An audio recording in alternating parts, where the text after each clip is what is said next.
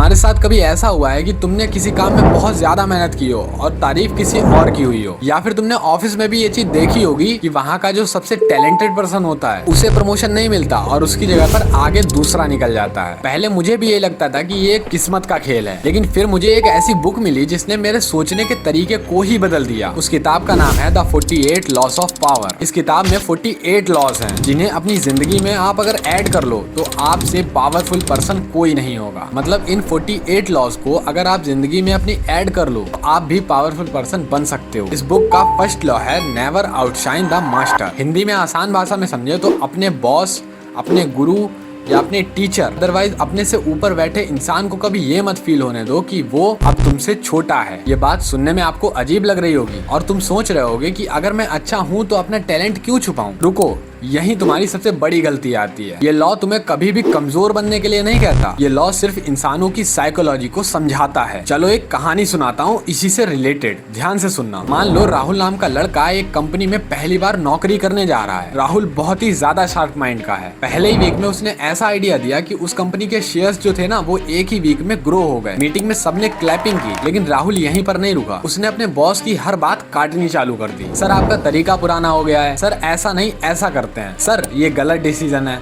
ऐसे करके वो बात काटने लगा। अब बताओ राहुल क्या गलत बोल रहा था? उसे नॉलेज है तो वो बता रहा था। हो सकता है राहुल हर बार सही हो, लेकिन वो एक चीज नहीं समझ पाया कि सही होना और सही तरीके से अपनी बात रखना दोनों अलग अलग चीजें हैं। कुछ दिनों बाद क्या हुआ, राहुल को अच्छे प्रोजेक्ट मिलना कैंसिल हो गए, प्रमोशन भी कैंसिल हो गया, प्रमोशन कोई और ले गया। राहुल को ये लगा कि मेरे साथ ही राजनीति खेली जा रही है, लेकिन उसने एक गलती करी थी कि उसने अपने बॉस को ये फील करा दिया कि उनकी कुर्सी जो है ना वो खतरे में है। अब कहानी को थोड़ा पलटते हैं। उसी कंपनी में एक और लड़का था जिसका नाम था अमित। अमित भी उतना ही टैलेंटेड था, उतना ही शार्प माइंड था जितना राहुल था, लेकिन जब भी वो नया आइडिया देता अलग तरीके से देता था। वो कहता था सर मुझे ये लगता है कि इस चीज में ये छोटा सा अगर बदलाव करते हैं तो ये चीज बहुत अच्छा रिजल्ट दे सकती है। आप क्या कहते हैं इस बारे में? अब फर्क देखो, दोनों की बात एक ही जैसी थी, लेकिन कहने का तरीका अलग था। राहुल अपने बॉस को हराना चाहता था और अमित जो था वो अपने बॉस को साथ लेकर चल रहा था। और आखिर में प्रमोशन किसे मिला?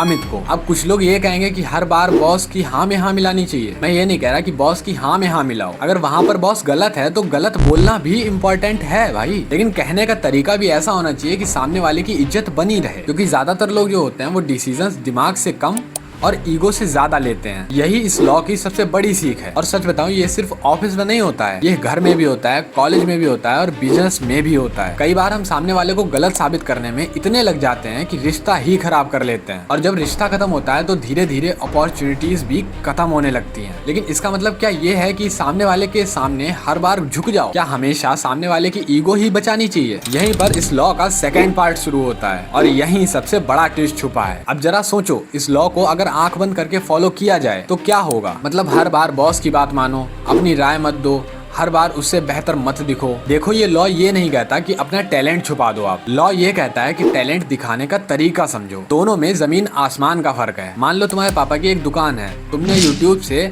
नई नई मार्केटिंग सीखी। अब तुम्हारे पास दो रास्ते हैं अपनी बात रखने के। पहला, पापा आपको कुछ नहीं आता, आपका तरीका पुराना हो गया है। और दूसरा, पापा एक आइडिया आया है, अगर आपको अच्छा लगे तो आप ट्राई करके देख सकते हो। काम दोनों रास्तों में एक ही है, लेकिन सामने वाले को दूसरे रास्ते में सम्मान मिल रहा है। और इंसान जो होता है वो सम्मान को कभी भी नहीं भूलता। यही रीजन है कि बड़े बड़े लीडर्स इसलिए बड़े नहीं बने कि वो सबसे ज्यादा इंटेलिजेंट है, बल्कि वो इसलिए बड़े बने कि लोगों के साथ उन्हें काम करना आता है। अब एक और बात, कई लोग कहते हैं कि मुझे किसी की परवाह नहीं, मैं जैसा हूँ वैसा ही रहूंगा। तो भाई ये डायलॉग जो है ना वो इंस्टाग्राम रील्स में ही अच्छा लगता है। यहाँ पर सिर्फ टैलेंट से काम नहीं चलता, आपकी कम्युनिकेशन भी अच्छी होनी चाहिए, आपकी टाइमिंग भी अच्छी होनी चाहिए बात कहने की। और सबसे इम्पोर्टेंट बात, आपको लोगों को हैंडल करना आना चाहिए। अब इसका मतलब ये नहीं कि हर किसी को खुश करते रहो। अगर तुम्हें कोई बार बार दबाने की कोशिश कर रहा है, तुम्हारा हक छीन रहा है, तुम्हारा क्रेडिट अपने आप ले रहा है, तो वहाँ पर बिल्कुल भी चुप मत रहो। वहाँ पर अपनी बात रखना जरूरी है, लेकिन गुस्से में नहीं, समझदारी में। यही फर्क है इमोशनल इंसान में और स्मार्ट इंसान में। अब मैं तुमसे एक आखिरी क्वेश्चन करता हूँ। अगर तुम कल से किसी कंपनी के मालिक बन गए और तुम्हारा एक कर्मचारी है जो तुम्हें सबके सामने नीचा दिखाने में लगा रहता है, तो तुम्हें कैसा लगेगा?